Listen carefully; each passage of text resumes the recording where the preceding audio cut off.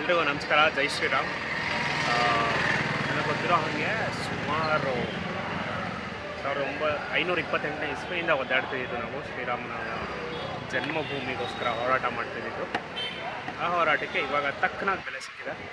ಅದಕ್ಕೆ ನಾನು ನಿಮ್ಮನ್ನು ಅಯೋಧ್ಯೆ ಕರ್ಕೊಂಡು ಹೋಗೋಣ ಅಂತ ಅಂದರೆ ಅಷ್ಟೊಂದು ರೆವಿನ್ಯೂ ಇಲ್ಲ ನಮ್ಮ ಹತ್ರ. ರೆವಿನ್ಯೂ ಆ್ಯಂಡ್ ಟೈಮ್ ಎರಡೂ ಇರಲಿಲ್ಲ.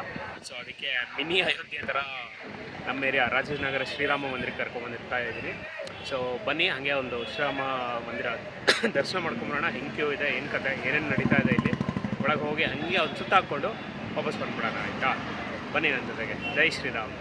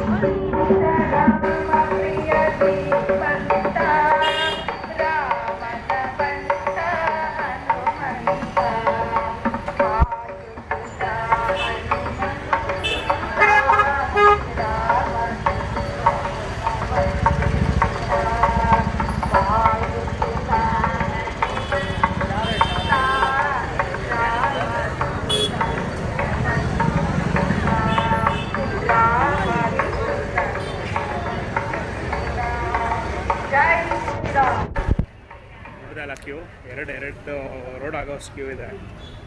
ಆದರೂ ಲೇಟಾಗಿ ಬಂದೆ ನಾನು. But still try to meet it. Building ಆ ಕಡೆ ಇದೆ.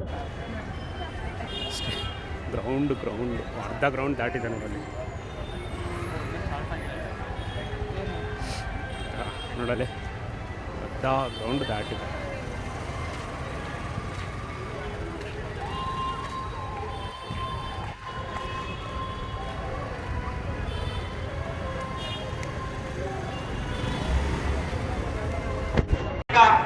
ಮತ್ತೆ ರಾಮದೇವರ ಪ್ರತಿಷ್ಠಾಪನೆ, ಕಲಶ ಸ್ಥಾಪನೆ, ರಾಮತಾರಕ ಹೋಮ, ಅನೇಕ ಕೈಂಕರ್ಯಗಳು ನಡೆದು ಈಗ ಪೂರ್ಣಾವತಿ ಒಂದು ಹಂತಕ್ಕೆ ಬಂದಿದ್ದೀನಿ.